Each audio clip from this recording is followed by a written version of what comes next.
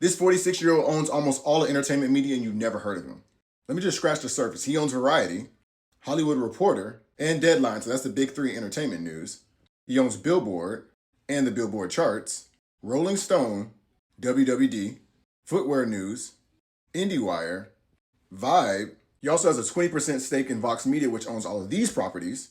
Those are just publications. He also owns a bunch of experiences like the Golden Globes, the Country Music Awards, the American Music Awards, South by Southwest, the Billboard Music Awards, So You Think You Can Dance, and the Streaming Awards. He doesn't want you to know who he is, but that's what I'm here for. The first thing you need to know about Jay Penske is that he's a bigot and an asshole. He's the type of person who would be drunk in the parking lot of a Nantucket yacht club, urinate on a woman's boots, grab her, push her, and allegedly yelling, "You're not white enough" at the woman. Shortly after that 2012 incident, Penske bought Variety, apparently for the purpose of shutting down the story, and we didn't see his mugshots until earlier this year. He's also the type of person who would purchase a 100-year-old black church and displace his congregants so he can build a mega mansion. Clearly, people were upset about it, and he did it anyway. And now that he's recently divorced, he allegedly was engaging in pay-to-play for the Golden Globes. Apparently, he decided to pull out. This seems like fake news, but we'll never know because he owns all the publications responsible for covering that sort of thing. That wouldn't be the first time he pimped out the Golden Globes.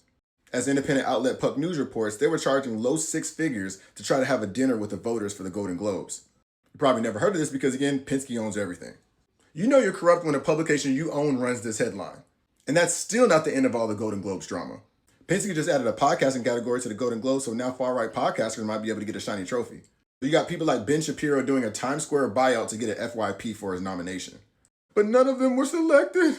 They're crying foul even though no political podcast of any ideology made the top 6. Oh, and by the way, Jay Penske owns the metrics to even determine which podcasts were eligible.